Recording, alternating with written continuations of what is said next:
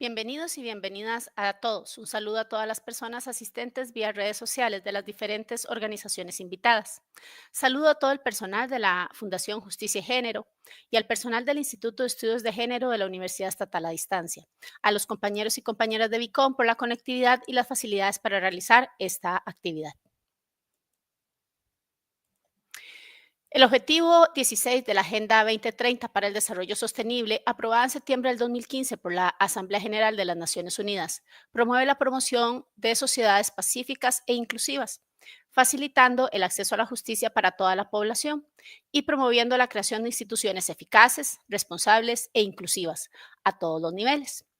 Para crear instituciones eficaces, responsables, además de inclusivas, es vital abrir espacios de acceso y participación a la ciudadanía, confluyendo así con los principios fundamentales de la justicia abierta. La justicia abierta se convierte entonces en un avance hacia los objetivos del desarrollo sostenible y conlleva la implementación de espacios para la rendición de cuentas y la transparencia en el uso de los recursos públicos, de evaluación y de control ciudadano, pero también de acceso efectivo y eficaz a recursos judiciales, siempre en procura de que estos sean los mecanismos idóneos para investigar, sancionar y reparar a las personas víctimas. En la sesión anterior hablamos sobre la justicia abierta desde una perspectiva de género. Hoy buscamos hacer una reflexión sobre los mecanismos de transparencia y la rendición de cuentas cuando se trata de personas que han sufrido violencia y discriminación en razón de género. Las expositoras que hoy nos acompañan son juristas que han ocupado puestos importantes en instancias internacionales como la Comisión Interamericana de Derechos Humanos y el Mecanismo de Seguimiento de la Convención de Belén do Pará. Su experiencia y conocimiento se fundan en el trabajo realizado en dichas instancias desde la función de los mecanismos internacionales de protección de los derechos humanos y la justicia abierta, que implica, primero, la transparencia y auditoría ciudadana, en segundo lugar, la participación ciudadana y, en tercer lugar, la colaboración de la sociedad civil con estos mecanismos internacionales de protección de los derechos humanos. La rendición de cuentas es un mecanismo que permite conocer no solo cómo se han administrado fondos y recursos, sino también de las labores, funciones y actividades específicas que se han implementado en torno a un objetivo específico. Responde a principios de transparencia y probidad y por ende se convierte en una obligación de las autoridades, sobre todo de las operadoras de justicia, de informar, justificar, responsabilizarse públicamente y periódicamente ante la ciudadanía por sus actuaciones. La Relatoría de los Derechos de la Mujer de la Comisión Interamericana de Derechos Humanos ha definido el concepto de acceso a la justicia como el acceso hecho y de derecho a instancias y recursos judiciales de protección frente a actos de violencia, de conformidad con los parámetros internacionales de derechos humanos. Ha establecido que un acceso adecuado a la justicia no se circunscribe solo a la existencia formal de recursos judiciales, sino también a que estos sean idóneos para investigar, sancionar y reparar, reparar las violaciones denunciadas. Una respuesta judicial efectiva frente a actos de violencia contra las mujeres comprende la obligación de hacer recursos judiciales accesibles, sencillos, rápidos, idóneos e imparciales de manera no discriminatoria, precisamente para investigar, sancionar y reparar estos actos y prevenir de esta manera la impunidad. Todas las personas tenemos derecho a vivir una vida libre de violencia y libre de todo tipo de discriminación. Estos derechos son de atención prioritaria y principal, y su defensa justifica la existencia misma del sistema judicial de todos nuestros países. El sistema de justicia debe entonces ser accesible para todas las personas que lo requieran, sobre todo aquellas que han sido víctimas de algún delito. El acceso de hecho y de derecho al sistema judicial es indispensable para la erradicación de la violencia. Es un compromiso internacional que ha sido consagrado y establecido como una prioridad en el sistema de protección de los derechos humanos. Este compromiso requiere como condición sine qua non la participación ciudadana activa para lograr resultados que respondan a las necesidades de las víctimas. Como ha señalado la Comisión Nacional para el Mejoramiento de la Justicia, de la Administración de la Justicia de Costa Rica, CONAMAG, siguiendo criterios de eficiencia, eficacia, transparencia y legalidad. También ha definido la transparencia como una precondición para el ejercicio de la rendición de cuentas, relacionada con la disponibilidad de acceso a la información institucional clara y confiable de acuerdo a las normas constitucionales y legales, precisamente para facilitar la observación, el conocimiento público sobre el diseño, la ejecución y los resultados de las políticas públicas. Al tenor de estos dos conceptos, la transparencia y la rendición de cuentas para el acceso a la justicia de víctimas de violencia de género, tengo el agrado de darle la palabra a la doctora Elizabeth Gómez Etayo. La doctora Gómez Etayo es doctora en Ciencias Sociales por la Universidad Estadual de Campinas, en Brasil. Es también magíster en Sociología y es socióloga. Egresada de la Universidad del Valle en Cali, Colombia, actualmente se desempeña como profesora e investigadora en la Universidad Autónoma de Occidente en la misma ciudad. Además de su destacada trayectoria académica, la doctora Gómez Etayo es madre de 2 hijas, Violeta y María Antonia. Es autora del libro Ni ángeles ni demonios, Hombres comunes, narrativa sobre masculinidades y violencia de género, publicado en el año 2014, así como de numerosos artículos académicos que abordan temas fundamentales como las mujeres, como la situación de las mujeres, la violencia contra las mujeres, las violencias de género y las masculinidades. Su experiencia y compromiso con estos temas hacen de ella una voz invaluable para el diálogo que hoy nos convoca. La doctora Elizabeth Gómez Etayo tiene el placer de acompañarnos hoy desde la Universidad Autónoma de Occidente, desde donde nos acompaña con un grupo de estudiantes a quienes saludamos y agradecemos su participación el día de hoy. Doctora. Hola, Rosana, muy buenos días. Muchas gracias por tu amable participación, presentación que has hecho de mí y del evento que nos convoca el día de hoy. Bien, hoy contamos con la participación de 2 excelentes expositoras, la doctora Esmeralda Arosemena de Troitiño y la doctora Yolanda Girola Celaya. A continuación, me complace presentar a nuestra primera expositora, la distinguida doctora Esmeralda Arosemena de Troitiño. Ella es una destacada jurista panameña con una trayectoria ejemplar en la defensa de los derechos humanos y la justicia. La doctora Arosemena es docente académica en la Universidad de Panamá, especializada en derechos humanos y familia, y ha sido invitada como conferencista en diversas universidades internacionales. Se desempeñó como comisionada de la Comisión Interamericana de Derechos Humanos de la OEA entre 2016 y 2020 y el 2023, y la presidió en el año 2019. Cuenta con una amplia carrera en el Poder Judicial de Panamá, donde fue magistrada de la Corte Suprema de Justicia, vicepresidenta de este órgano, presidenta de la Sala de lo Penal y magistrada del Tribunal Superior de Niñez y Adolescencia. Es licenciada en Filosofía, Letras y Educación, con especialización en Pedagogía, así como en Derecho y Ciencias Políticas. Además, posee un posgrado en Género y especializaciones en temas de familia, niñez y derecho constitucional. Ha sido consultora para organismos internacionales en estas materias, autora de artículos jurídicos publicados en prensa y revistas especializadas, y ha dictado conferencias tanto a nivel nacional como internacional. Su labor ha sido reconocida por su firme compromiso con la promoción y defensa de los derechos humanos y de la justicia. Entonces, sin más preámbulos, le damos la palabra a nuestra doctora Esmeralda Arosemena de Troitiño. Bienvenida, un placer estar aquí con usted. Muchísimas gracias. Muy buenos días a todos y todas.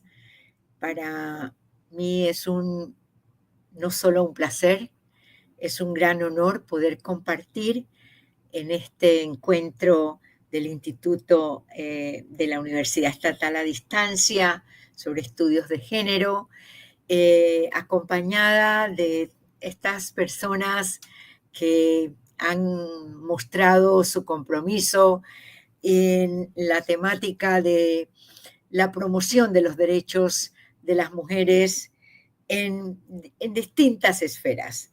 El tema que nos corresponde, ya nuestra presentadora ha puesto un panorama muy, muy amplio y muy claro, y en la versión que queremos en esta oportunidad compartir, sobre todo pues con el público que está virtualmente y el que está presencialmente con las compañeras y compañeros, la función que tiene el sistema interamericano muy particularmente en estos mecanismos de transparencia y rendición de cuentas para mirar cuál es la realidad en el acceso a la justicia de las víctimas de violencia basadas en género.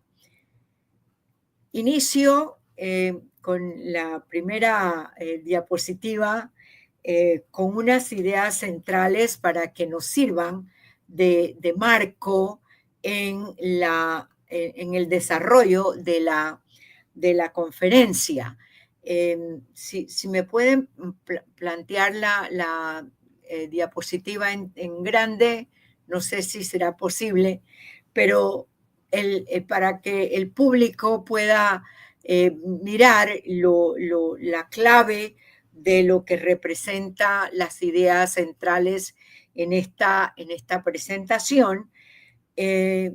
Soy del criterio que, en primer lugar, nuestros países tienen una obligación fundamental en desarrollar conocimiento, formación, capacitación, especialización en todas las instancias estatales con este enfoque de perspectiva de género, porque en él están determinadas esas prácticas, roles, estereotipos que cuando se plantea una situación de violación a estos derechos de las mujeres como víctimas con la perspectiva de género, es necesario tener lo que este enfoque significa. ¿Qué es lo que significa estereotipos de género en un sistema de sexo-género, en un sistema de cultura patriarcal y de orden social? Ese es un enfoque que debe establecerse de una manera muy clara para entender precisamente qué tienen los mecanismos de transparencia y rendición de cuentas. Y el otro enfoque va en la línea de esos compromisos internacionales que los países asumen en materia de derechos humanos.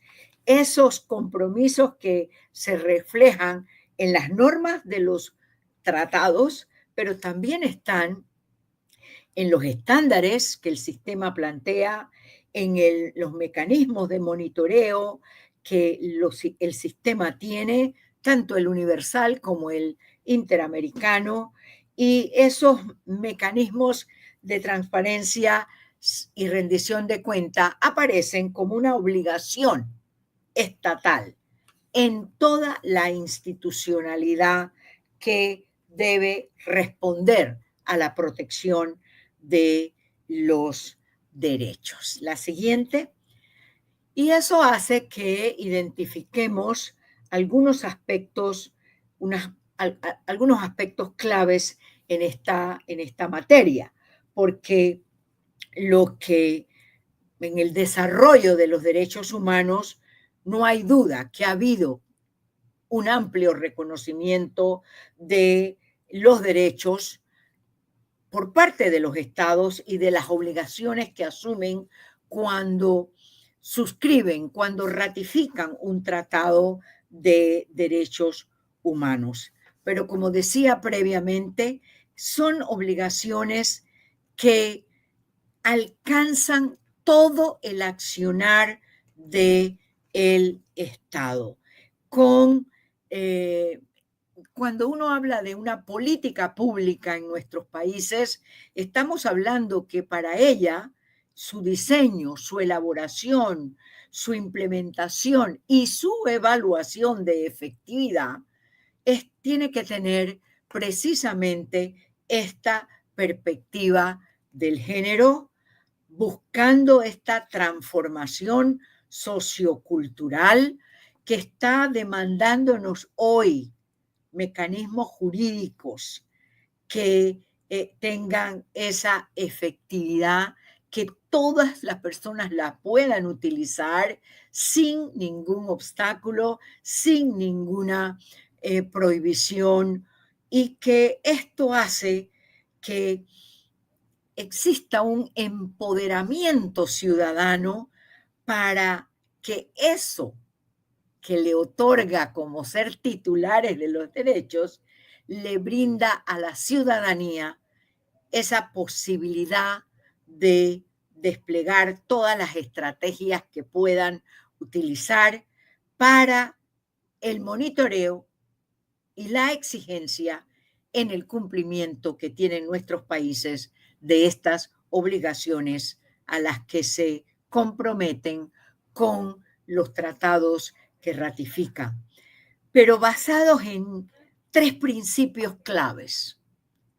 El tema de la igualdad, una igualdad real, una igualdad sustantiva, no solo formal.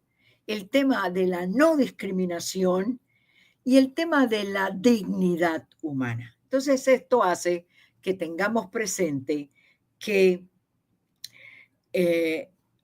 para, ya nos los decía la presentadora, el sector justicia, no solo es el sector justicia, pero hago un énfasis por lo que representa el acceso a la justicia como uno de los derechos que giran como centrales en esta conversación que tenemos en el día de hoy.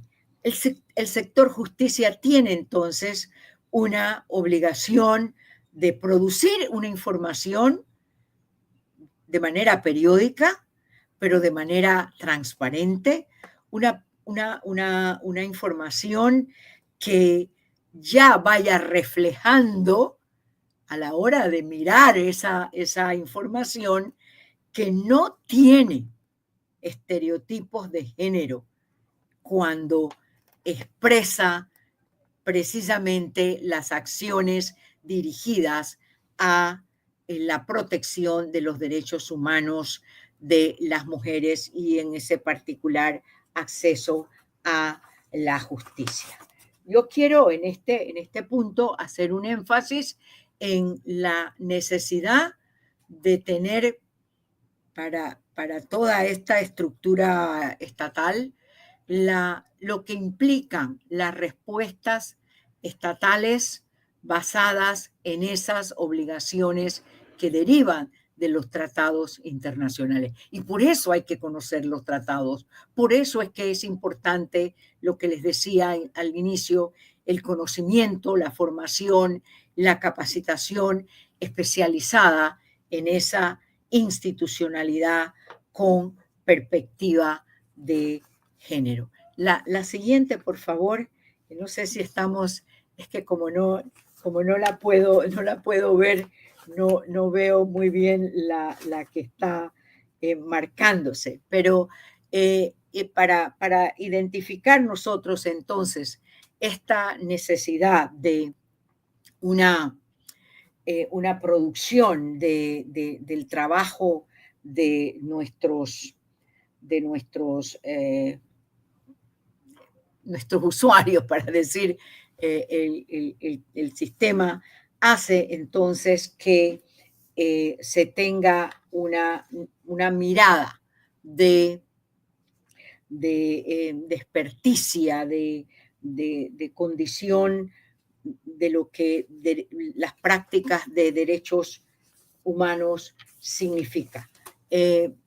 Voy a identificar, ustedes pueden mirar en la gráfica, a mí no me es posible, pero quiero hacer un énfasis, aunque eso no estuviera allí planteado, cuando le decimos a los estados, cuando se le dice al Estado que es importante tener este enfoque de derechos humanos, integrarlo en todo lo que políticas públicas significa, esto de que en esa política pública estén reconocidos esos principales estándares, esta versión de lo que implica tener una rendición de cuentas basada en derechos humanos, yo no puedo dejar de evaluar cuáles son esos estándares que ha marcado el sistema interamericano, tanto como el sistema universal. Están hoy bastante bien definidos. Solo a manera de enunciado les hablo de la importancia de la universalidad de los derechos, del contenido mínimo que tienen que tener precisamente esos estándares de los derechos que está reconociendo, la obligatoriedad que asumen con obligatoriedad a la progresividad de esos derechos, es decir, de ir produciendo una mayor certeza del derecho, los contenidos, la necesidad, esa progresividad coloca entonces al Estado, a todas las entidades, a una prohibición de no regresividad, asunto que lamentablemente hoy todavía vemos con una peligrosidad de grupos antiderechos, grupos que colocan en algunos derechos en materia precisamente de los derechos de la mujer en ese principio de regresividad que está prohibido precisamente como estándar interamericano. Por supuesto que esto tiene que tener compromisos de orden financiero y presupuestario. Si eso no está, eso no funciona.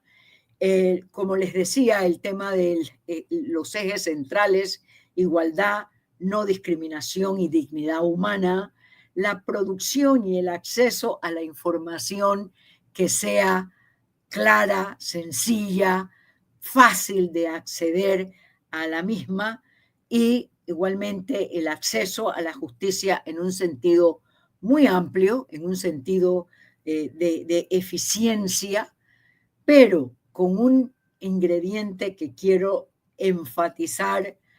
También nuestra presentadora lo planteaba con énfasis: participación social y empoderamiento del ciudadano para poder realmente trabajar esa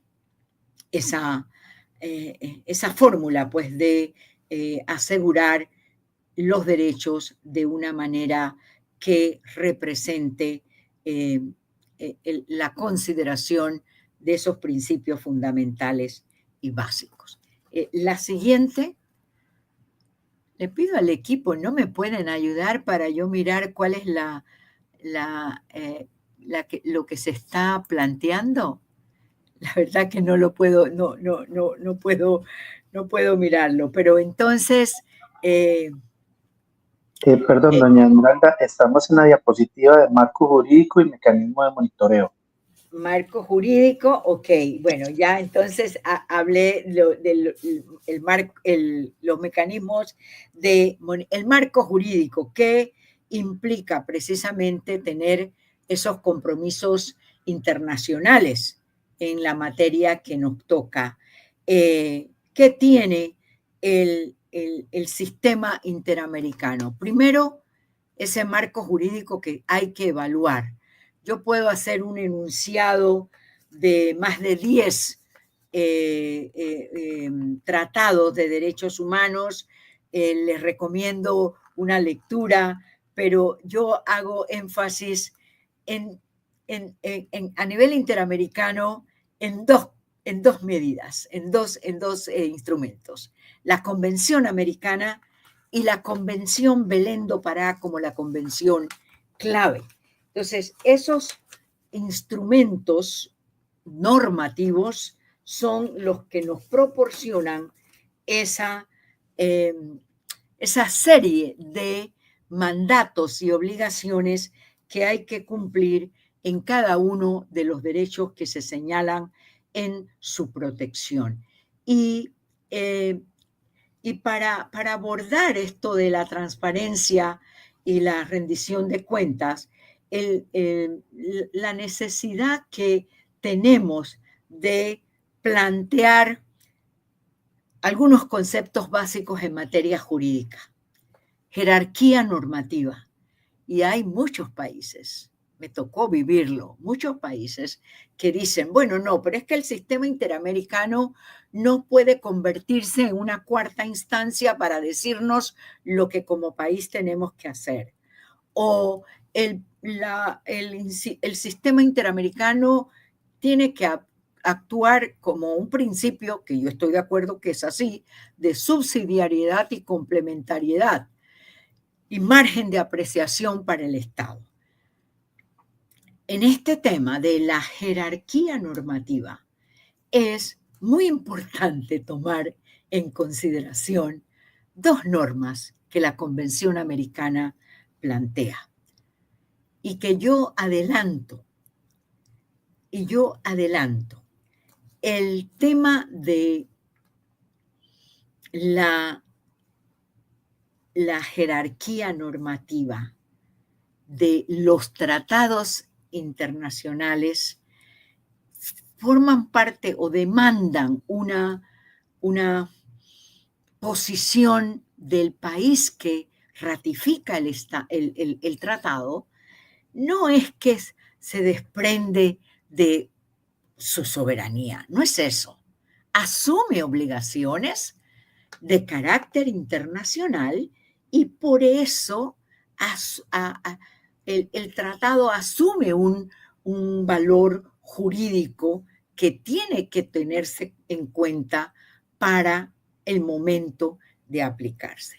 Y estas normas, la 1 y la 2 de la Convención Americana, que se las recomiendo su lectura, lo que le dicen a los países que son parte del tratado es que si en su derecho interno estos derechos no están garantizados con las normas, las leyes, por eso hablamos de la jerarquía, de las leyes o en la Constitución, entonces, dice la norma, es importante que el Estado realice todas las medidas que sean necesarias y se comprometen los estados a adoptar esos procedimientos para que entonces eso que consagra la Constitución está o puede verse, eso que consagra el tratado puede aplicarse en el país en donde se está demandando su cumplimiento. Entonces, por eso el valor que tienen el tratado internacional, eso tiene que ser conocimiento de todos los actores, todas las personas que tienen autoridad. No voy a entrar al mecanismo del control de convencionalidad que consagra precisamente que realmente lo que habla el artículo 1 y 2 es eso. ¿Qué hacer entonces frente a una norma que que esa ley nacional no está cumpliendo con el instrumento que se haya ratificado en materia de derechos humanos? Lo que hace el sistema interamericano es marcar en el valor del tratado esos dos principios que también quiero expresarles. El principio pro persona o pro omnime, como se decía muchas veces, ya hemos evolucionado en esa pro persona para que estemos todos incluidos, y el principio de efecto útil de ese tratado. Entonces, para tenerlo presente en nuestras consideraciones, los sistemas de protección del sistema interamericano como mecanismos de transparencia y rendición de cuentas marca precisamente que los estados tienen una responsabilidad de presentar informes, de plantear observaciones. El sistema hace una identificación con el propio Estado, o sea, el sistema tiene una posibilidad de plantearle al país una cooperación técnica, una evaluación, trabajos, informes, audiencias, y que a través de ellos el Estado rinde una información de cómo está ese cumplimiento por parte de las autoridades en esta materia. Entonces, creo que porque la verdad que no tengo la posibilidad de abrir de alguna manera, no soy tan tecnológica como los chicos de la producción. Me disculpan ustedes en el manejo de las diapositivas y para utilizar el tiempo que me corresponde, la necesidad entonces de atender estos mecanismos que el sistema tiene para que el Estado rinda cuentas del cumplimiento de esas obligaciones. Y les decía, los convenios y tratados de los que cada país es parte pueden ser sometidos a estas fórmulas de mecanismos para obtener información y observar el cumplimiento de los tratados. Yo quiero destacar, aunque sé que mi compañera panelista va a hacer un desarrollo de esta temática, el especial tratado de la Convención Belém do Pará, como la Convención Interamericana para Prevenir, Sancionar y Erradicar la Violencia. ¿Qué tiene la Convención Especial? Tiene mecanismos de seguimiento. Y en estos mecanismos de seguimiento, el Comité de Expertas, la Comisión Interamericana de Mujeres, hace una evaluación de todos los países a través de foros de intercambio de cooperación, el Comité de Expertas que va produciendo precisamente indicadores para que los países puedan tener una respuesta. Entonces, es de manera que pueda atenderse el cumplimiento de esas observaciones. Entonces, en la siguiente diapositiva, no sé si la alcanzo, si me dice cuál es el número de la... Bueno, no, está bien, no nos preocupemos por eso, no hay problema. Lo que estoy planteando para enfocar el tema de esta responsabilidad que asumen los países con la ratificación de los tratados y en los mecanismos de seguimiento, o que son los mecanismos del Sistema Interamericano de Protección de los Derechos Humanos para cumplir entonces con lo que dentro de, como les decía, planes integrales, informes temáticos, las propias peticiones de casos, sistema de peticiones y casos, medidas cautelares, que la Comisión Interamericana y la Corte Interamericana evalúan estos elementos de información, y allí pues se hace esa revisión en detalle de si los estados hacen o no ese cumplimiento de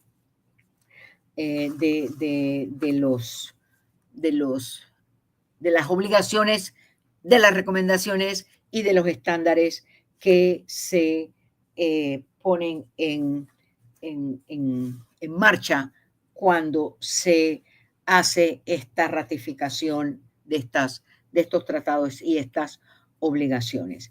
Yo quiero y voy a ver si concluyo, no sé qué tiempo me queda, no veo por ahí el anuncio de los minutos que me faltan, pero quiero hacer como un listado de cómo pueden los países, además de presentar a las instancias internacionales ese monitoreo de recomendaciones y observaciones, cómo hacerlo para nuestra ciudadanía como parte precisamente de las recomendaciones que los organismos internacionales dan en esta materia.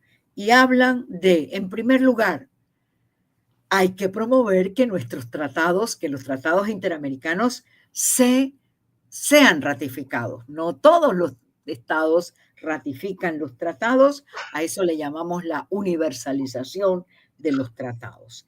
Disculpa, Esmeralda, le quedan 3 minutos. 3 minutos, entonces por eso voy terminando aquí.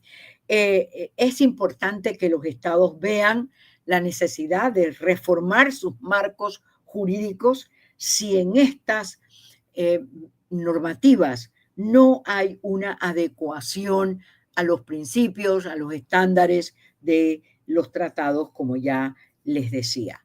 Pero hay que implementar esas legislaciones con las políticas públicas, esas políticas públicas que tienen que tener esa perspectiva de género. En materia de justicia, hay que hacer un esfuerzo para que todas las personas tengan ese acceso a la justicia, pero que sea de hecho y de derecho, como decía nuestra presentadora, con una debida diligencia para todos los casos que tengan esta perspectiva de género. Hay que hacer un fortalecimiento de toda la capacidad institucional para que todos los sectores puedan tener un patrón uniforme con esta visión de consistencia en la garantía, en la prevención, en la sanción y en la reparación de los casos en los que se produce una violación, por supuesto. Yo empecé diciéndoles que esto no lo podemos trabajar si ustedes, si los países, si las instituciones no tienen conocimiento de lo que implica la efectiva protección de los derechos. No solo los funcionarios públicos, hay también que hacer una promoción cultural de transformación para ese trabajo de darle a la ciudadanía el empoderamiento y la posibilidad de demandar esa rendición de cuentas y demandarla con la obligatoriedad que los países tienen. Hay, por supuesto, eso es educación a la ciudadanía. Entonces, contar con indicadores, contar con protocolos, todos estos son elementos que dentro de la administración de justicia y dentro de todas las instituciones en las que efectivamente se genera procesos de protección de derechos deben ser atendidos. Yo concluyo entonces señalándoles que el sistema interamericano, Comisión Interamericana y Corte Interamericana, en ese carácter que tiene subsidiario, en cumplimiento del mandato que tiene que desarrollar esta labor de observar y defender los derechos humanos en la región. En la Corte Interamericana con una función consultiva, pero también con una función contenciosa en la que se le determina la responsabilidad internacional a los estados. Y en la materia de la Comisión Interamericana, este trabajo de las audiencias, este trabajo de las medidas preventivas como la medida cautelar, el sistema de peticiones y casos y todos los demás instrumentos que se utilizan para el monitoreo y en la cooperación técnica en la promoción de los derechos. La Relatoría Temática de los Derechos de las Mujeres ha hecho un trabajo importante en esta planificación de lo que asegurar el acceso a la justicia significa. Muchas gracias.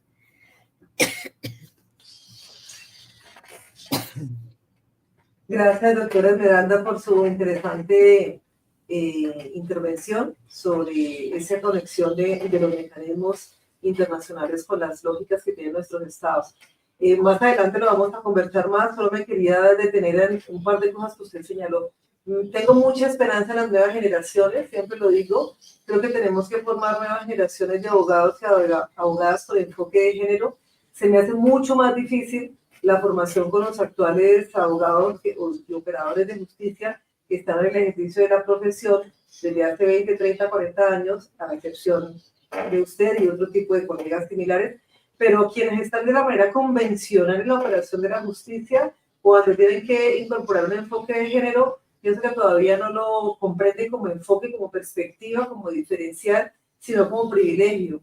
Y se caen en unas viejas prácticas de revictimizar, por ejemplo, a las mujeres cuando están poniendo sus denuncias, en desconocer, en banalizar, en considerar que no es lo suficientemente importante. Entonces, me parece que allí todavía tenemos una labor titánica, eterna, que creo que con las nuevas generaciones entramos mucho más, y ahí habría que ver si hoy la actual formación de todas las escuelas de derecho tienen ya este enfoque. Creo que tenemos que estar muy atentas de que efectivamente sea así, porque si no tendemos a repetir viejos esquemas de formación. Eso por un lado.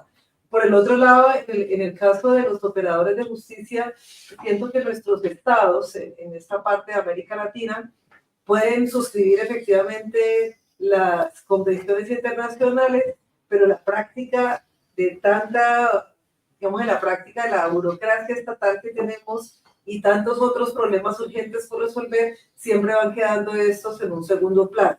Entonces, cuando se suscriben las convenciones para una convención como la de Belén Pará, ya llevamos casi 30 años, se hace un saludo a la bandera, como decimos coloquialmente, se dice sí, efectivamente lo vamos a suscribir y hacer efectivo en nuestros países, pero la realidad de estos rincones de América Latina es que los feminicidios siguen creciendo, las violaciones a mujeres siguen creciendo, las distintas formas de vulneración de los derechos de las mujeres y de toda la diversidad de género siguen en aumento. Entonces es como una contradicción, ¿no? Si bien sabemos que cuando los mecanismos son efectivos también suben los picos, cuando hay más posibilidades de denuncia, suben los picos de denuncia y esperaríamos que luego se estabilice, pero no veo que se vaya estabilizando en ese momento, sino que siguen apareciendo.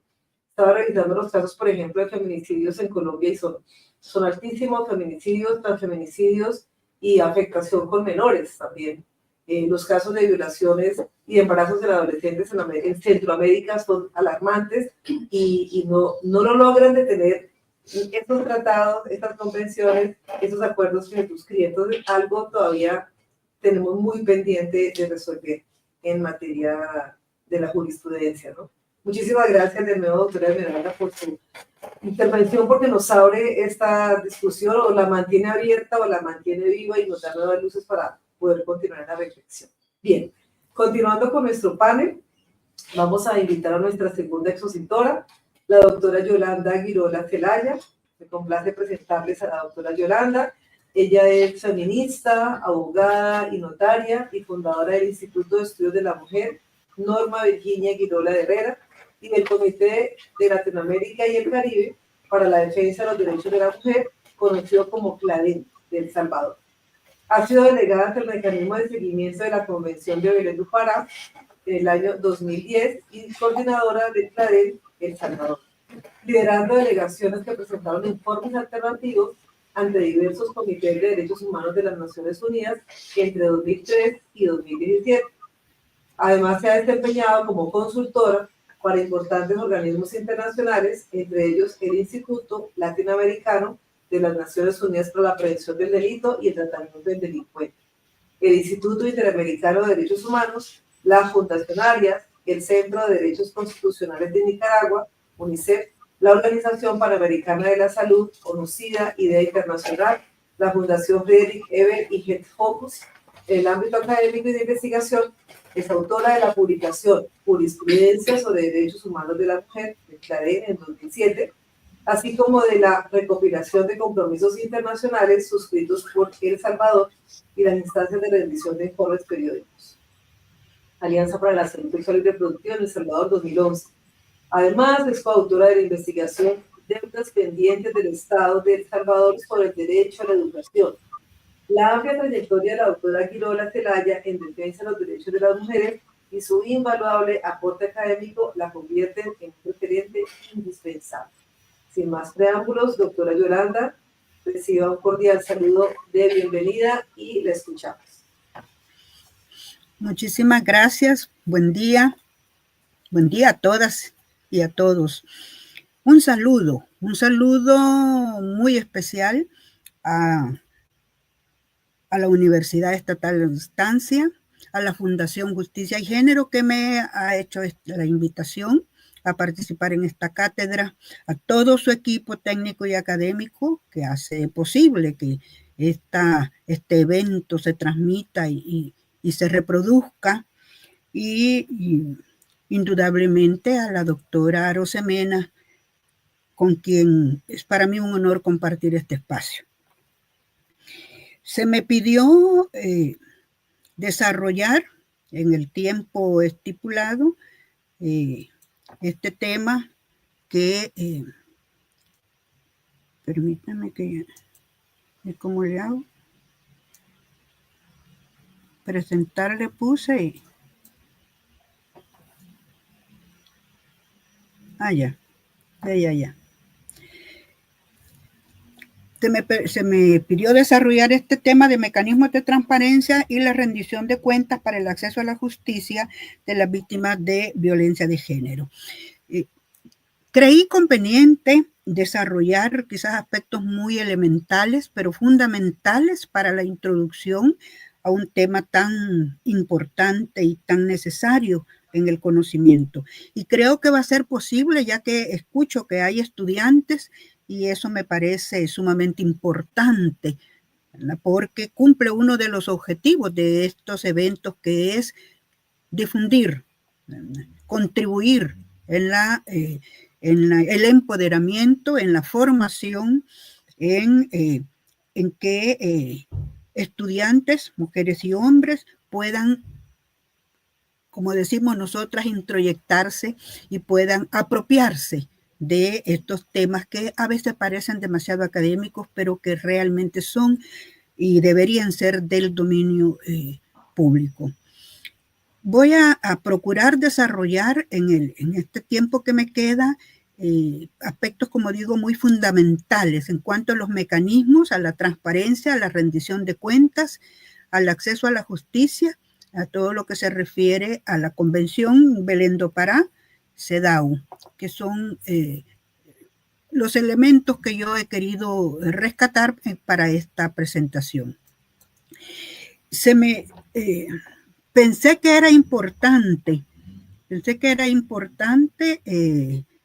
enunciar algo sobre los mecanismos, enunciar algunos aspectos, algunos elementos que puedan situarnos en el tema, y por eso es que rescato que hay dos tipos de mecanismos de supervisión de derechos humanos dentro del sistema de las Naciones Unidas. Por una parte, los órganos creados en virtud de tratados, ya la doctora Arosemena mencionó algunos, y los órganos creados en virtud de la Carta de las Naciones Unidas. Los órganos creados en virtud de tratados de derechos humanos por comités de expertos independientes y formación por comité de expertos independientes. Disculpen, pero me aparece este cuadro que no me deja continuar leyendo. Hay un cuadrito de diapositiva 3 que me aparece puesta en la diapositiva. No sé cómo la puedo quitar. Doña Yolanda, nada más quite el cursor de la pantalla. Ah, perfecto, muchísimas gracias. Con mucho gusto. Muchas gracias. Entonces, decía que en virtud de tratados, los órganos creados en virtud de tratados de derechos humanos, formados por comités de expertos independientes, que se relacionan con la supervisión de la implementación de los tratados básicos internacionales de derechos humanos, y los órganos creados en virtud de la Carta de Naciones Unidas, que incluyen el Consejo de Derechos Humanos, los procedimientos especiales, el examen periódico universal y las investigaciones independientes. Esto es muy, muy general, ¿no?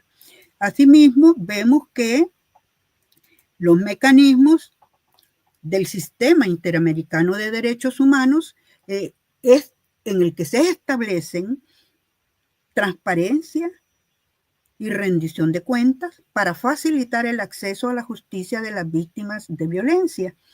Por supuesto, de violencia de género estamos hablando, basándose en la Convención Interamericana para prevenir, sancionar y erradicar la violencia contra la mujer, que es la Convención de Belém do Pará. Estos mecanismos buscan garantizar que las víctimas puedan ejercer sus derechos y obtener reparación por los daños sufridos, por los daños causados. ¿Qué más podemos decir sobre los mecanismos? Muy bien, mecanismos de transparencia y rendición de cuentas, y aquí quiero referirme muy brevemente, porque lo desarrollo después, a la Convención Belém do Pará. Tenemos que la Convención ofrece mecanismos, o establece, mejor dicho, mecanismos para la prevención, sanción y erradicación de la violencia contra la mujer, incluyendo la obligación de los estados de garantizar el acceso a la justicia. Esto es sumamente importante porque no basta con que tengamos mecanismos, si no va a haber una respuesta de parte del Estado, que es el encargado, el responsable de darle cumplimiento a los convenios, a los tratados. Ahora bien, otro aspecto que quise introducir, que entra en el tema que se me adjudicó, es la transparencia y la rendición de cuentas. La transparencia y la rendición de cuentas, en términos así como muy generales que lo he rescatado, son indispensables indudablemente para una buena gobernanza. Se dice que empoderan a la ciudadanía, previenen la corrupción y fomentan la confianza en las instituciones gubernamentales.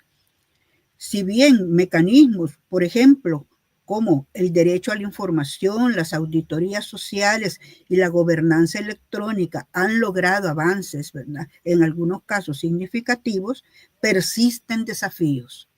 No podemos decir que se logra y que se ha logrado una transparencia y una rendición de cuentas completa solo por la utilización de estos mecanismos. La participación ciudadana debe ser fomentada, ¿verdad?, y aprovechar la tecnología es esencial para lograr un sistema de gobernanza transparente y responsable. Ahora bien, en el tema del acceso a la justicia para mujeres víctimas de violencia, también he rescatado algunos aspectos, como por ejemplo, el acceso a la justicia como el acceso, ya lo mencionaba la presentadora de Hecho y de Derecho, a instancias y recursos judiciales de protección frente a actos de violencia, de conformidad con los parámetros internacionales de derechos humanos. Aquí comento que la Convención Interamericana de Derechos Humanos ha establecido que un acceso adecuado a la justicia no se circunscribe solo a la existencia formal de recursos judiciales. No podemos pensar que todo el acceso a la justicia va a estar involucrado únicamente, ¿verdad?, en la existencia formal de recursos judiciales. Deben también ser estos, ¿verdad?, idóneos para investigar, sancionar y reparar las violaciones denunciadas. Más adelante vamos a ver cómo las mujeres, ¿verdad?, el sistema judicial efectivo frente a actos de violencia contra las mujeres comprende la obligación de hacer accesibles los recursos judiciales sencillos, rápidos, idóneos e imparciales de manera no discriminatoria para investigar, sancionar y reparar estos actos y prevenir de esta manera la impunidad. Como vemos, el acceso a la justicia va más allá de que haya tribunales, que se establezcan tribunales o que haya juzgadores o juzgadoras, sino que es también cómo se aplica la justicia, cómo se abren espacios, rutas para que se acceda a la justicia para las mujeres víctimas de violencia, pero también utilizando elementos, mecanismos de accesibilidad, de buen trato, proporcionándoles elementos, herramientas a las mujeres para que puedan acceder a estos espacios. Ahora bien, yo he seleccionado, digamos, la Convención CEDAW y la Convención de Belén do Pará, de la que ya también la doctora Arosemena nos hablaba en algún momento. En este caso, estas convenciones como instrumentos internacionales que, aunque tienen enfoques diferentes, comparten, ¿verdad?, un objetivo que es, ¿verdad?, de garantizar la transparencia y la rendición de cuentas en la lucha contra la violencia de género y el acceso a la justicia para las víctimas. Con la CEDAW pienso y rescato que tiene un enfoque y sabemos cuál es el enfoque de la CEDAW, que se centra en la eliminación de la discriminación contra las mujeres en términos generales. Incluye la violencia de género como una forma de discriminación, aunque vamos a ver más adelante cómo la CEDAW emite algunas recomendaciones para, ¿verdad?, involucrarla de lleno con la violencia, ya expresamente con la violencia. La CEDAW tiene mecanismos, y aquí vamos ya entrando en el tema. La CEDAW contempla mecanismos y establece mecanismos para que los estados partes informen sobre las medidas que están tomando para cumplir con sus obligaciones. El comité de la CEDAW, que está compuesto por 23 expertos, bueno, hasta donde recuerdo había un experto nada más en algunos momentos, y todas eran mujeres, independientes, evalúan estos informes, los informes que los estados presentan, y hace recomendaciones. Debo decir que también al Comité CEDAW recibe los informes de sociedad civil y de otras instancias del Estado. El MESECBI, que es el mecanismo de seguimiento al cumplimiento de la Convención de Belén do Pará, se centra específicamente en la violencia contra las mujeres. Así lo define la Convención de Belén do Pará y la considera, la violencia contra las mujeres, una violación de los derechos humanos. Los mecanismos de transparencia. El MESECBI monitorea la implementación de la Convención de Belén do Pará por parte de los estados, el cumplimiento. Esto incluye la evaluación de las leyes, del sistema normativo, las políticas y los programas, así como la recepción de denuncias de violaciones de la Convención. Le corresponden al MESECBI como mecanismo de seguimiento al cumplimiento de la Convención de Belén do Pará. El MESECBI, que ha sido establecido en el 2004 como mecanismo de seguimiento de la Convención de Belén do Pará, se establece como una metodología de evaluación multilateral y sistemática, cuyo objetivo es acompañar a los estados parte, en la implementación de la Convención. Este mecanismo cuenta con dos órganos: la Conferencia de los Estados Parte y el Comité de Expertas del mecanismo, que es el CEBI. Este es el órgano técnico responsable de analizar y evaluar el cumplimiento de la Convención de Belén do Pará. ¿Qué diferencias encontramos entre la Convención CEDAW y Belén do Pará? ya lo dijimos, tienen enfoques, uno se enfoca en la discriminación contra las mujeres en términos generales y el otro, que es la Convención de Belén do Pará, se centra específicamente en la violencia contra las mujeres. Pero ambos mecanismos incluyen herramientas que son las similitudes para que los estados partes puedan rendir cuentas por su cumplimiento con sus obligaciones internacionales, así como para garantizar el acceso a la justicia para las víctimas. Entonces tienen esa similitud, al margen de la diferencia que se solventa, incluso está solventada con las recomendaciones de la CEDAW, pero que ambos mecanismos tienen una similitud, como lo digo, en tanto de uno y de otro surge la necesidad de que los estados cumplan con sus obligaciones internacionales, así como que garanticen el acceso a la justicia de las víctimas o para las víctimas. Quise y me pareció sumamente importante mencionar un artículo de la Convención Belén do Pará, que es el artículo 7, porque en el artículo 7 la Convención de Belén do Pará reconoce que hay un vínculo crítico, ¿verdad?, que existe entre el acceso de las mujeres a una adecuada protección judicial al denunciar hechos de violencia y la eliminación del problema de la violencia y la discriminación que la perpetúa. Entonces, ese artículo me pareció sumamente importante porque nos está ya como resolviendo, digamos, esa separación y ese elemento, ¿verdad?, de distinción entre una convención y otra, y es que aquí, en este artículo, la Convención Belén do Pará reconoce que hay un vínculo entre el acceso de las mujeres a una adecuada protección judicial cuando denuncia hechos de violencia y la eliminación del problema, ¿verdad?, de la violencia y la discriminación que la perpetúa. Sabemos que la discriminación es la base, ¿verdad?, de toda violencia.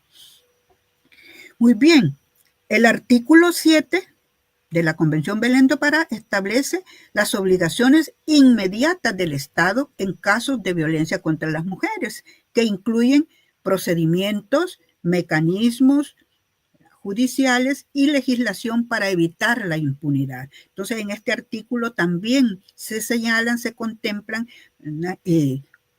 ciertos procedimientos, mecanismos judiciales de la legislación que constituyen elementos para que el Estado cumpla con sus obligaciones. Y continúa este artículo, porque es muy importante, comentándonos que en la esfera de la administración de justicia, ¿verdad?, los estados deben establecer procedimientos legales y eficaces para la mujer que haya sido sometida a violencia. Ahora bien, esos procedimientos deben incluir medidas de protección, un juicio oportuno y el acceso efectivo a esos procedimientos. Y establecer también mecanismos judiciales y administrativos necesarios para asegurar que la mujer que fue objeto de violencia tenga acceso efectivo a resarcimiento, reparación del daño u otros medios de compensación justos y eficaces. Como digo, me pareció un artículo sumamente importante en el tema que estamos desarrollando. El Comité CEDAW, por su parte, porque aquel era Belén do Pará, el Comité CEDAW, por su parte, ha emitido varias resoluciones y recomendaciones generales sobre la violencia contra las mujeres. A mí me pareció sumamente necesario e importante que se mencionaran resoluciones de la CEDAW, porque con ellas vamos viendo cómo se va avanzando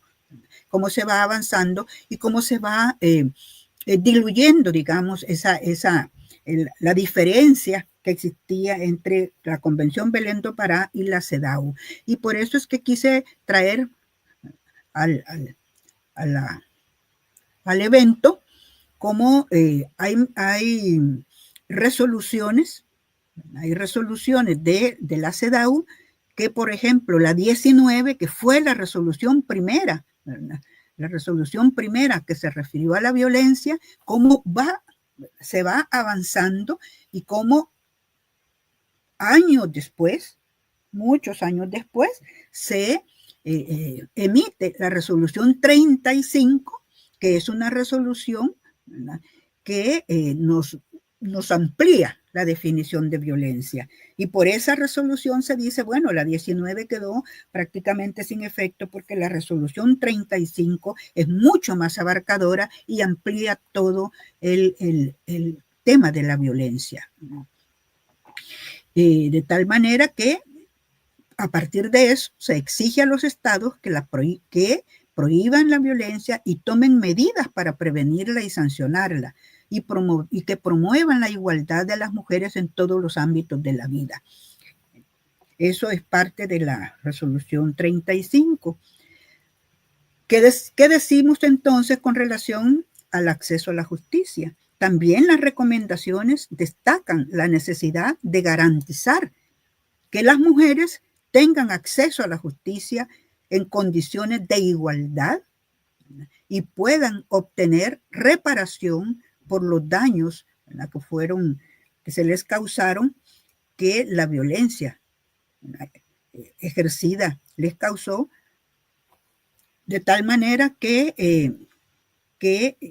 haya una efectiva o un efectivo acceso a la justicia. Quise también, hablando siempre de las recomendaciones de la CEDAW, bueno, ya me había adelantado con la recomendación 19, que define la violencia contra la mujer y establece que los estados partes deben tomar medidas para prevenir y sancionarlas, ¿verdad? Y la recomendación 35, que amplía la definición. Eso ya lo habíamos dicho, ¿verdad? De acuerdo, y que reconoce la resolución 35, que la prohibición de la violencia de género es una forma de derecho consuetudinario internacional según la Oficina del Alto Comisionado de Derechos Humanos de las Naciones Unidas. Algo había mencionado ya sobre eso. Ahora bien, no solamente el comité de la CEDAW emite resoluciones, sino que también quise rescatar la recomendación general número 6 del Comité de Expertas del Mecanismo de Seguimiento de la Convención de Belén do Pará, del MESECBI de 2023. Es muy importante porque es una recomendación que se refiere y que tiene como propósito específico visibilizar, ¿sí?, los estereotipos de género, ¿verdad?, en el ámbito de acceso a la justicia. Algunos hablaba la doctora Rosemena sobre los estereotipos, ¿verdad? Entonces nos dice esta recomendación general número 6 del Comité de Expertas de la Convención Belén do Pará. Entonces nos está diciendo que puede ser utilizada por los estados como una herramienta para crear y fortalecer políticas para la erradicación de los estereotipos de género, ya que estos son el obstáculo más prevalente que deben superar las mujeres para confiar en las instituciones estatales, acceder a la justicia y una vida libre de violencia. Esta es una recomendación sumamente importante porque puntualiza en el elemento de los estereotipos como la base que contribuye a que se ejerza la violencia o por la que se ejerce la violencia contra las mujeres. Los estereotipos de género son fundamentales en la violencia contra las mujeres. Y estos estereotipos los encontramos en todas las esferas de la vida. Pero como hablamos de acceso a la justicia, hablamos de juzgadores hablamos de juzgados, de instancias en donde los juzgadores aplican la justicia, en donde los estereotipos sabemos, conocemos y nos hemos encontrado con que son el elemento fundamental para una resolución en donde las mujeres o la denuncia de las mujeres no es tomada en cuenta o es desestimada o no se le da el tratamiento adecuado. Es fundamental que el estereotipo o los estereotipos de género, ¿verdad?, se encuentren en nuestro trabajo diario, en nuestro accionar. Muy bien. Esto también la doctora Arosemena, recuerdo que mencionaba algo en relación con los informes hemisféricos.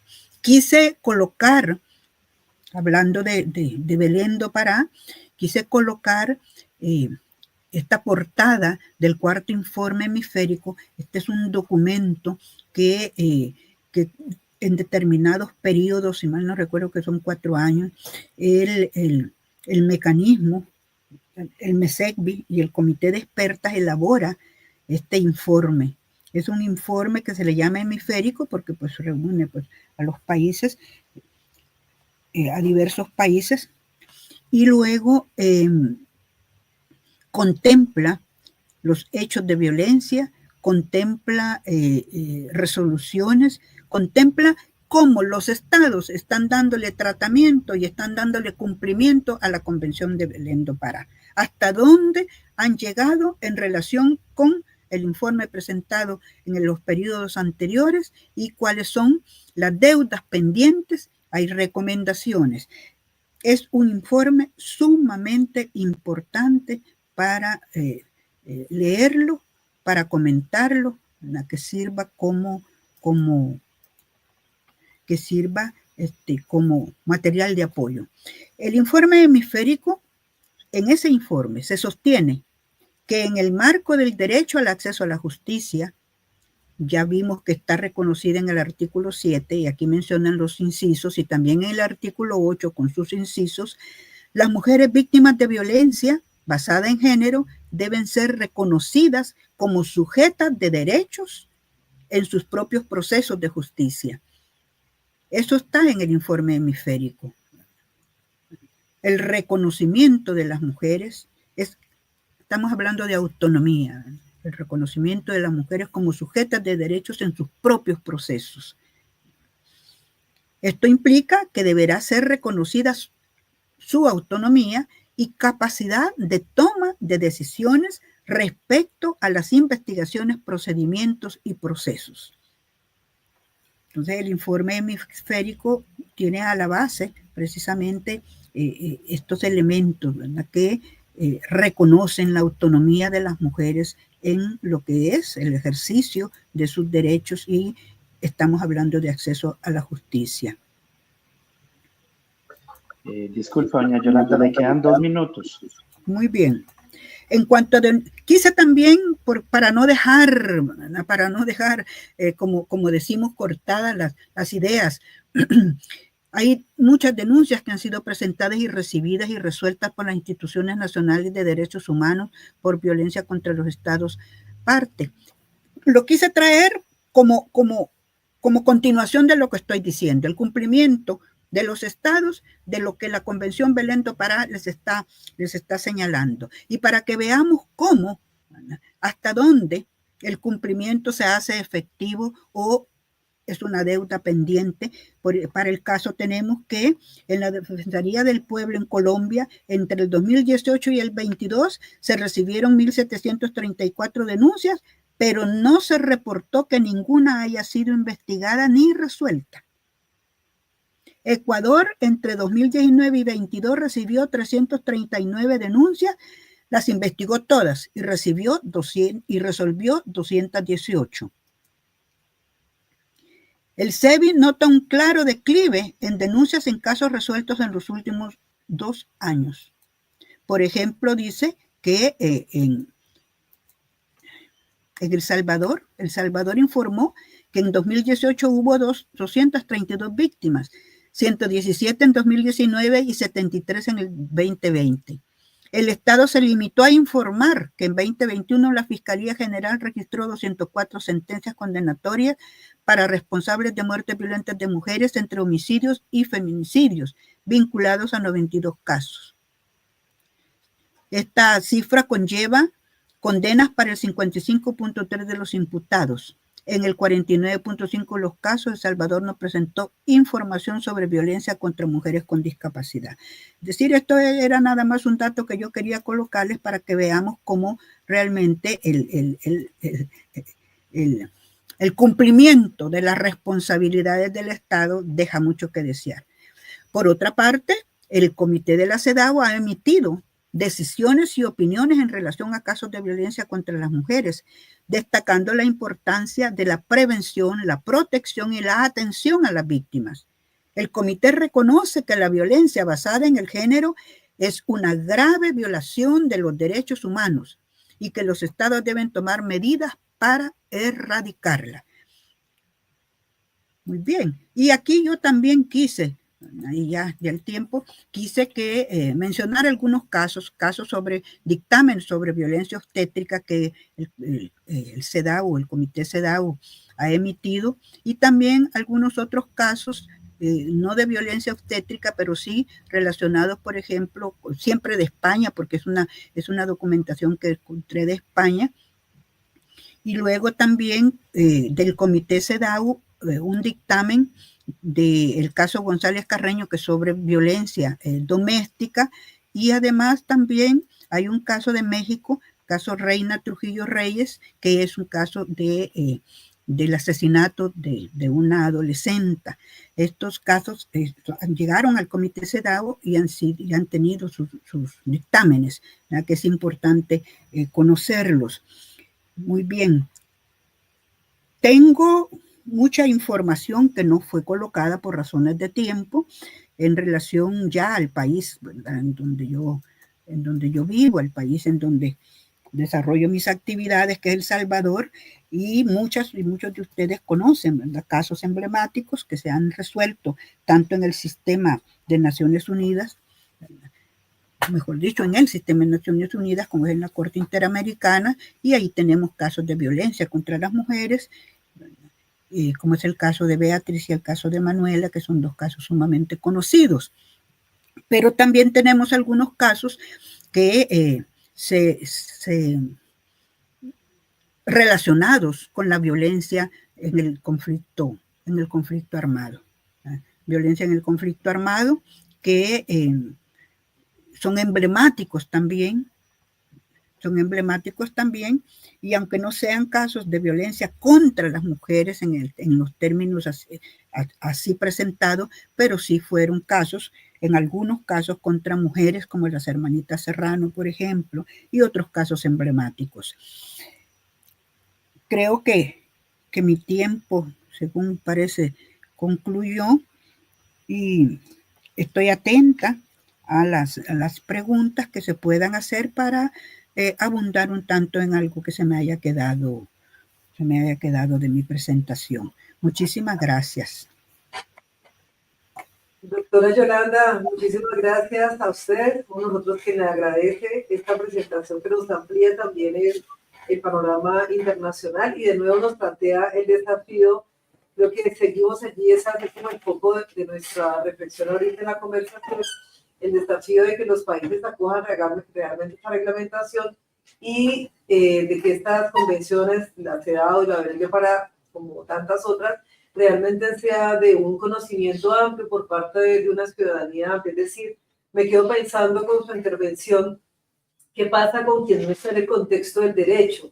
¿Qué pasa con quien no está en estas áreas afines o está familiarizado, ¿no?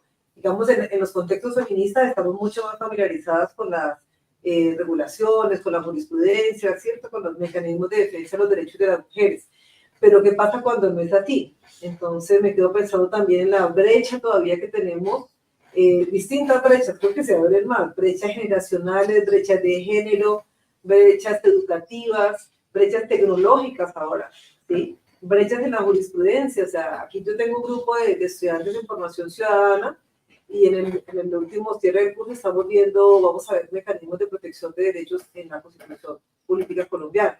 Y me quedo pensando también para otras países de la región, porque tanto usted como la doctora Esmeralda lo comentaban, y su perfil, digamos, educativo y pedagógico nos lleva a pensar en eso, ¿no? ¿Qué pasa para, qué desafíos tenemos, qué tareas pendientes tenemos para que eso sea, por supuesto, de obligatoriedad de los estados, pero de una amplia pedagogía en la ciudad? Entonces, muchas gracias por esa presentación. Vamos a ir con las preguntas. Aquí con el comité académico estamos haciendo un ajuste. Tenemos 3 preguntas iniciales para abrir la reflexión, pero creemos que la primera, que estaba en relación con los mecanismos internacionales para promover la transparencia y la rendición de cuentas, ustedes ya las fueron abordando en sus presentaciones. Entonces, vamos a hacer una pregunta diferente a esta, pero para que la responda primero la doctora Esmeralda, y después vamos con las otras preguntas. No sé quién está manejando aquí la pantalla, había comentado con la profesora Rocío que iríamos primero con una pregunta nueva, no sé si nos quedamos por esta para iniciar. Sí, correcto, iniciamos con eso, por favor. Ok, entonces, doctora Esmeralda, primero responde usted. ¿Cuáles son las obligaciones de los estados ante la comunidad internacional en la rendición de cuentas sobre la prevención de la violencia basada en género? Por favor, doctora Esmeralda, ¿la escuchamos? Bueno, quiero felicitar a mi compañera de panel por su intervención tan completa, y quiero destacar que precisamente el giro de lo que implica una responsabilidad de los estados en rendir cuentas, en actuar en la defensa de los derechos humanos y en el cumplimiento de sus obligaciones, actuar con transparencia. ¿Cuáles son los efectos, las consecuencias para un país que no cumple con las obligaciones de rendir cuenta? En primer lugar, yo hago el énfasis en que cuando un Estado se compromete en la ratificación de un tratado de derechos humanos, asume, como les decía, con la Convención Americana, una obligación de hacer una revisión exhaustiva. Todos los poderes de un Estado están obligados a mirar lo que las leyes, todo lo que implique el ordenamiento jurídico para cumplir con esas obligaciones, y hay que revisarlas y hay que utilizar, dice la misma norma, todos los medios que tengan a su alcance, incluso los cambios normativos, pues, los cambios legislativos para alcanzar entonces esa adecuación con el tratado. Cuando el Estado no cumple con las recomendaciones que da, en particular, bueno, se da, nos ha también señalado mucho Yolanda, pero en el sistema interamericano, si no se cumple con esas recomendaciones que surgen en los informes, que surgen en los mismos casos, etcétera, si no se cumplen, el Estado se le señala su incumplimiento en los informes anuales que se presentan a la Organización de Estados Americanos para calificarle como eso, que no ha cumplido. Y en el caso de las sentencias de la Corte Interamericana que plantea decisiones, los estados que no cumplen, la Corte tiene un procedimiento de supervisión porque se les ha declarado responsables internacionalmente. Entonces, esa responsabilidad de actuar y de cumplir con las recomendaciones, indiscutiblemente tiene a nivel internacional ese impacto. Y a nivel nacional es el conocimiento de la sociedad, de todos los entes sociales, de todos los ciudadanos, este señalamiento que se le hace al Estado, a su Estado, por incumplir con ello. Gracias. Gracias, doctora Esmeralda. La doctora Yolanda, ¿qué nos puede contribuir al respecto con esta pregunta, por favor? Le escuchamos también. Repito la pregunta. Estamos con el mismo tema. Sí, ¿verdad? Pero efectivamente, como bien lo dice la doctora Esmeralda, esto va como en 2 vías, ¿verdad? Como el Estado hacia afuera, en cumplimiento de su compromiso internacional, desarrolla, ¿verdad? O permite, digamos, en algunos casos, la supervisión de sus compromisos. Debe de permitirlo. Hay estados que no firman los tratados y entonces de esa manera queda sin visibilizarse, digamos, por lo menos a esos niveles, lo que es la violación de los derechos humanos o el incumplimiento. Pero creo que uno de los aspectos fundamentales es eso, ¿verdad?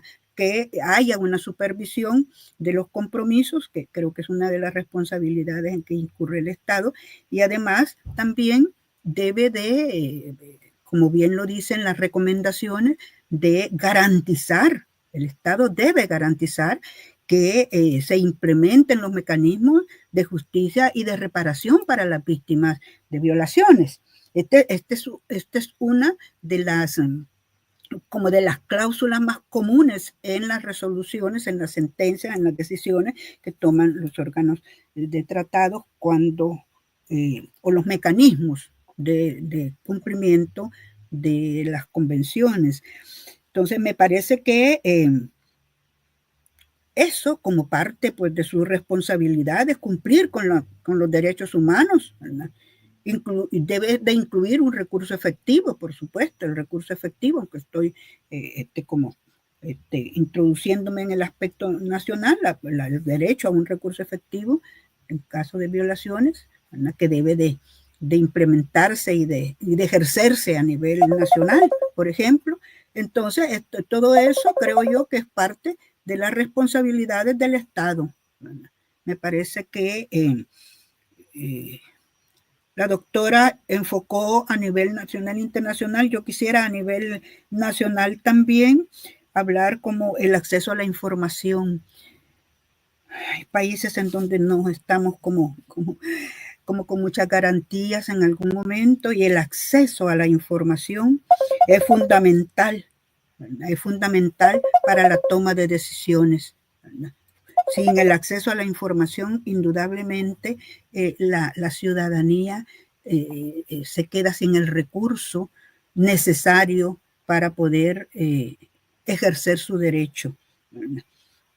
Y de tal manera que creo que también a nivel nacional los estados tienen la responsabilidad de implementar mecanismos que permitan a las víctimas de violaciones obtener la reparación, ¿verdad?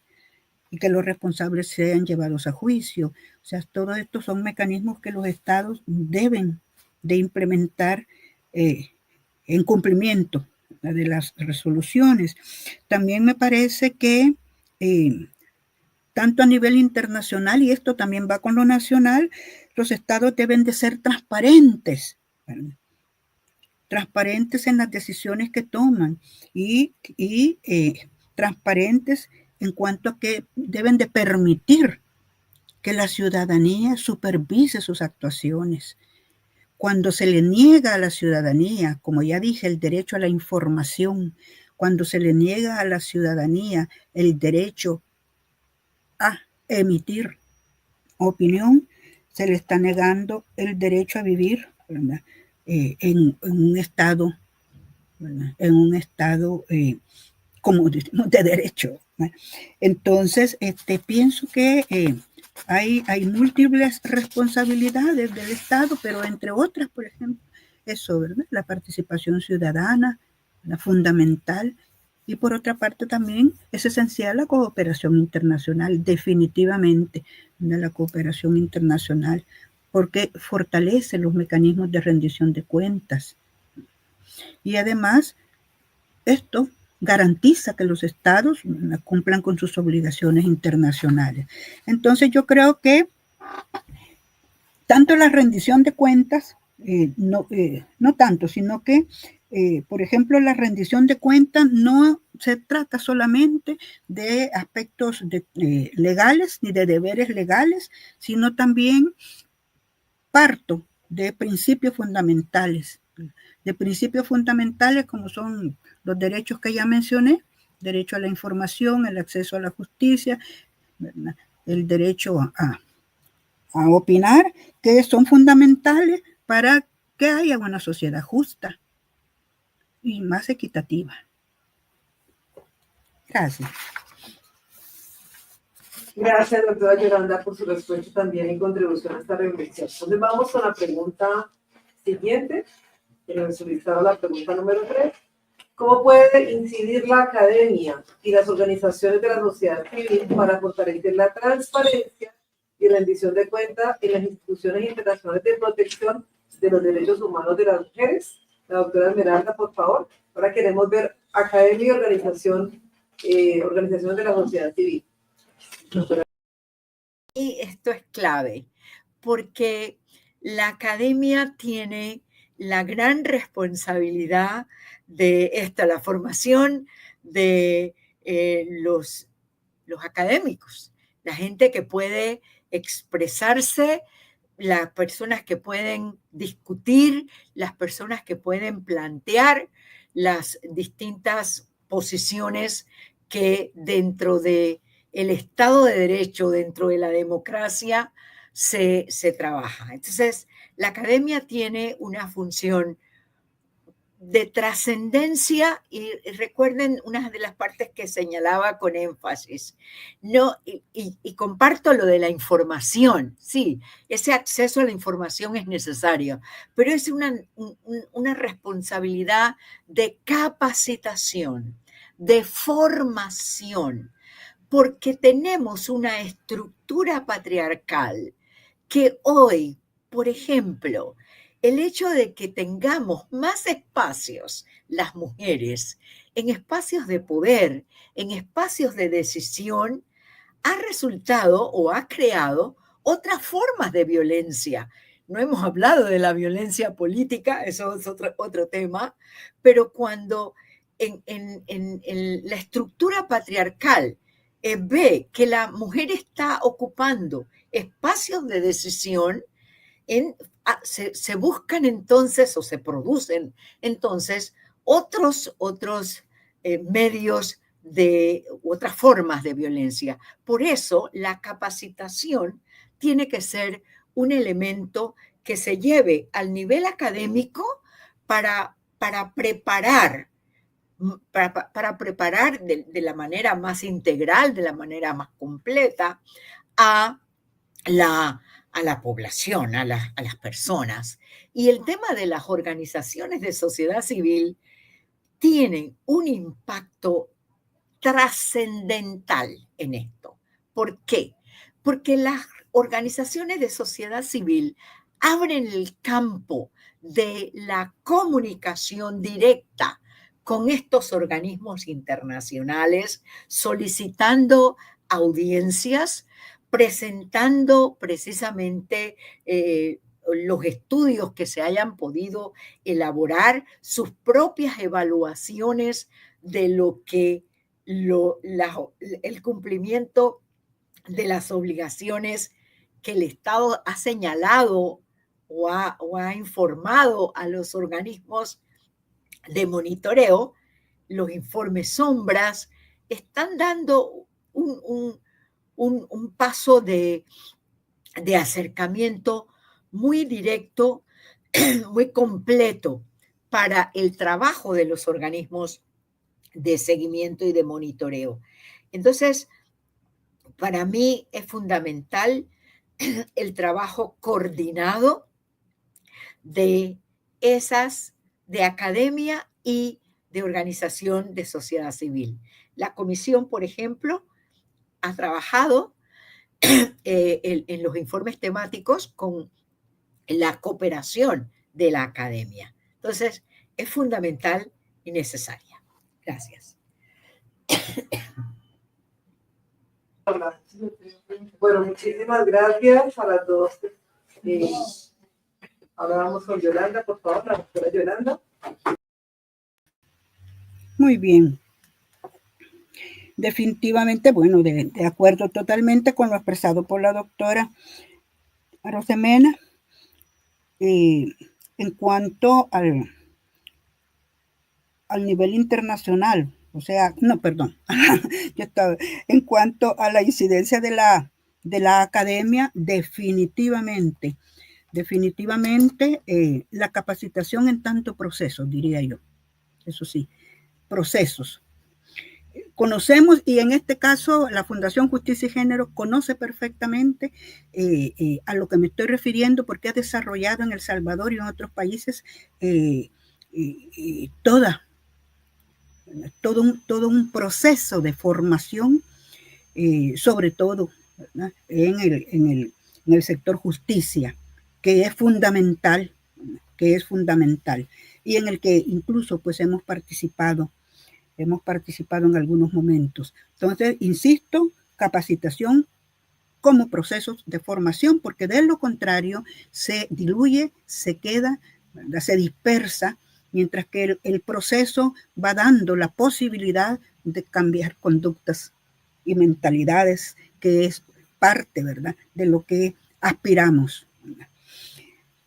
En cuanto pues a la academia y entre otras cosas, ¿verdad?, que la academia promueva las investigaciones, de hecho ya hay algunas, ¿verdad?, promover la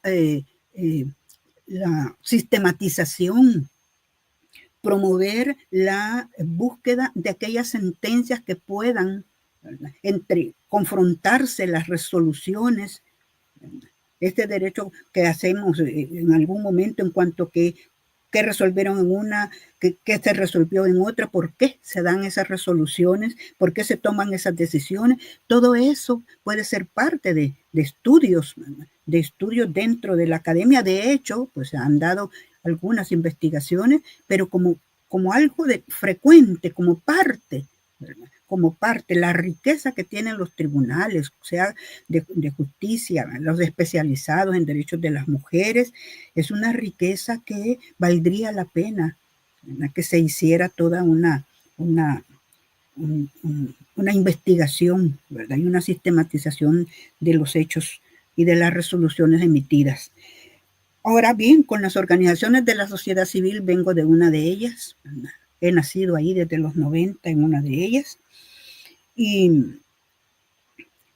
en nuestras espaldas ha caído en mucho, ¿verdad?, el demandar que la violación de derechos humanos, el demandar que haya acceso a la justicia, el demandar que se cumplan, ¿verdad?, con las recomendaciones de los órganos de tratados.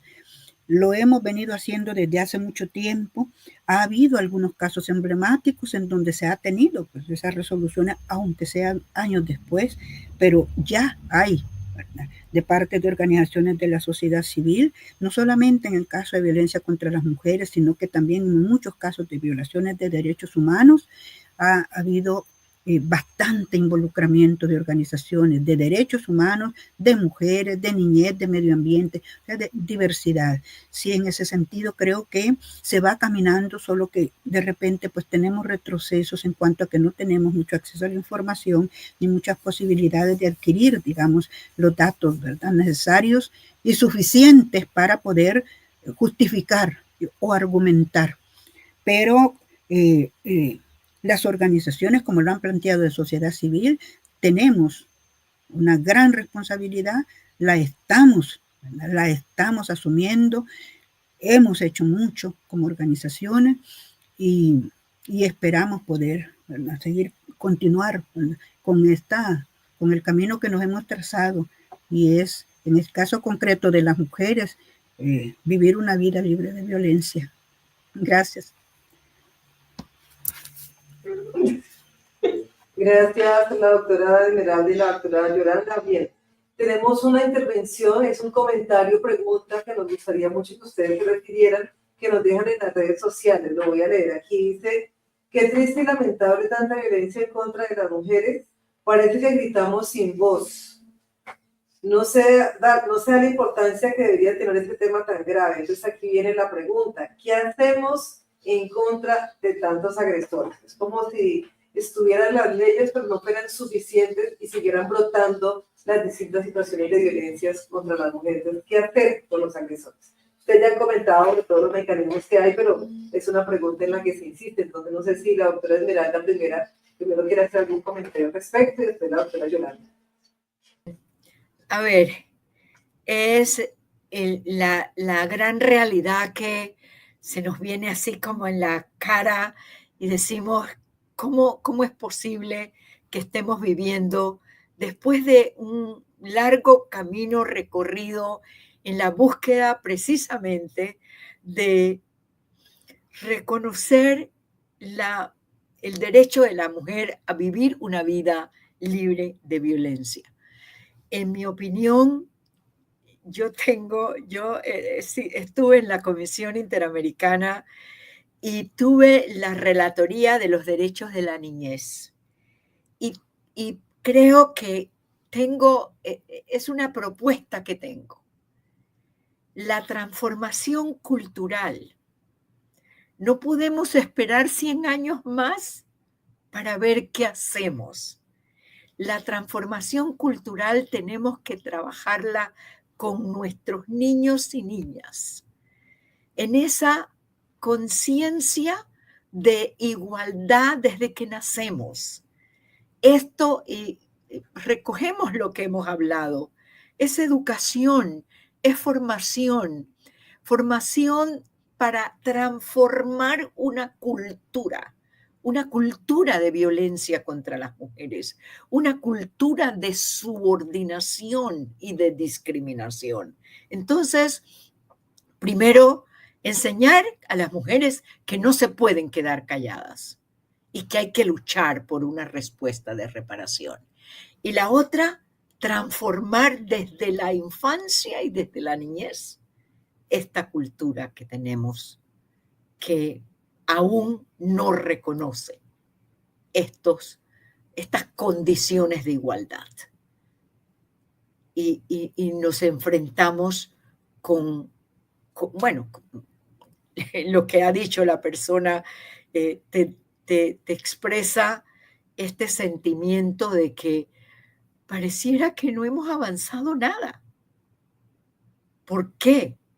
¿Por qué esta situación de violencia? Entonces, es una profundidad de la condición humana, de lo que culturalmente hemos recibido y que hay que transformarlo de raíz. Gracias. Gracias, doctora Esmeralda, por tu comentario. Invitamos a la doctora Yolanda que también nos haga un comentario, por favor.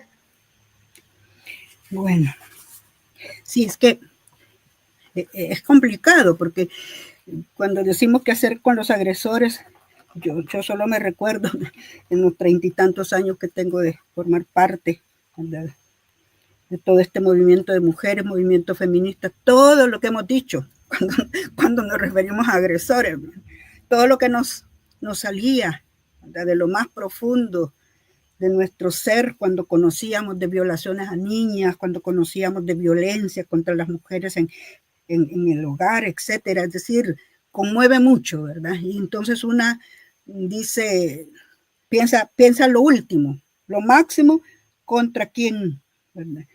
Quien ejerció esa violencia, quien violó a esas criaturas. Pero la doctora pues lo ha comentado. Realmente,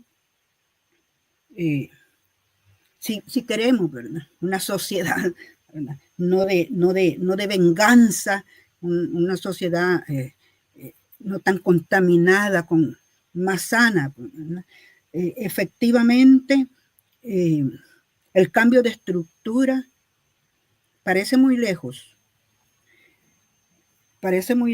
pero poco a poco se ha ido permeando en muchísimo, en diversas sociedades.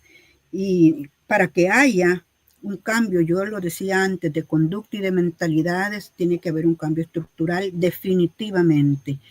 Mientras el Estado no sea, ¿verdad?, el promotor, ¿verdad?, el que promueva la normativa, pero que también la aplique, ¿verdad?, y la implemente, normativa de respeto a los derechos humanos, de respeto, ¿verdad?, a la vida, en tanto el Estado no, ¿verdad?, ejerza su obligación de protector y de cumplidor, ¿verdad?, de las responsabilidades que ha adquirido, los tratados que ha firmado, las convenciones, es bastante difícil. Sin embargo, ya vimos con la pregunta anterior que también nosotras, como sociedad civil, tenemos responsabilidades. Y que también nosotras las estamos ejerciendo y debemos continuar impulsando nuestras demandas, impulsando nuestros proyectos, impulsando todas las posibilidades que tengamos, como lo hemos venido haciendo, para ir permeando e ir penetrando en la sensibilidad, en la conciencia de las mujeres, como lo hemos venido haciendo desde hace mucho tiempo. Desde hace mucho tiempo. Ya no es lo mismo 20 años atrás, cuando una mujer decía que su cruz, ¿verdad?, era soportar los golpes. Ya no es lo mismo. Ya no. Entonces, hemos hecho bastante. Necesitamos seguir haciéndolo. Necesitamos, y yo sí pienso, porque vengo de esa formación, que tenemos que complementarnos. Cuesta que aceptemos, ¿verdad?, que tenemos que trabajar con el Estado, cuando el Estado es el violentador y el violador de derechos humanos, pero si no lo hacemos, si no trabajamos, como ya lo dijimos en la pregunta anterior, ¿verdad?, para que desde la academia se modifiquen esas conductas y esas mentalidades, que nosotras tenemos esa responsabilidad, o nosotras nos la hemos adjudicado esa responsabilidad, pero si no contribuimos, digamos ese término, contribuimos a que todo esto vaya por lo menos aminorándose, con la esperanza de que desaparezca todo un sistema de violencia, si nosotras no estamos allí, difícilmente lo vamos a lograr. Entonces tenemos que reconocer que vivimos en una sociedad en donde el Estado somos todas y todos, que tenemos que ser vigilantes, denunciar las arbitrariedades, pero también contribuir a que vayan superándose todas las situaciones de violencia, en este caso contra las mujeres. Lo hemos venido haciendo, lo hemos hecho. Tenemos de repente pausas, frenos, obstáculos, pero debemos seguir adelante. Entonces, insisto que la sociedad civil debe trabajar con las instancias del Estado, que son las aplicadoras de la justicia, para que haya, no influyamos, podamos influir, podamos desarrollar, podamos penetrar en los centros tanto de aplicación de justicia, junto con la academia, para ir superando, que no lo vamos a ver posiblemente alguna, pero para ir contribuyendo a superar todo este estado de violencia, que en algunos y en muchos se ha ido superando. Entonces ese es mi criterio, ¿verdad?, en relación ¿Con qué hacer con los agresores? Bueno, qué hacer con los agresores pasa por todo lo que tenemos que hacer, como lo dijo la doctora, que me parece totalmente correcto, desde el principio de la vida. Porque de ahí se forman, de ahí se nutren, de la escuela, del hogar, de la calle, de ahí se nutren o nos nutrimos. Eso, eso por ahora. Muy bien, muchas gracias. Sí, efectivamente, creo que tendemos a ser bastante pesimistas y a no reconocer nuestras propias luchas y avances. Y creo que, como dice un colega acá, tenemos que ser pesimistas batalladoras. Es decir, si la situación está bastante compleja, densa, como que no vemos salida, pero hay que seguir en las luchas con todos los instrumentos y herramientas que nos da tanto la jurisprudencia como la propia educación. Bien, muchas gracias. Hemos llegado al final de una jornada bastante interesante. Queremos darle un sincero agradecimiento a la doctora Esmeralda Arosemena y a la doctora Yolanda Aguilola Zelaya. Han sido unas presentaciones bastante interesantes e ilustrativas de esta situación. Les queremos invitar para que continúen vinculados y vinculadas con la Cátedra de Justicia y Género.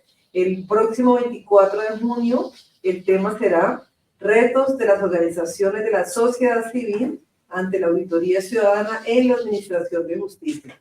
Muchísimas gracias a todas las personas que nos estuvieron acompañando en esta transmisión, a los estudiantes que estuvieron aquí también atentos de la presentación de la jornada del día de hoy. Bienvenidas y bienvenidos para una próxima jornada y muchas gracias. Feliz resto de día.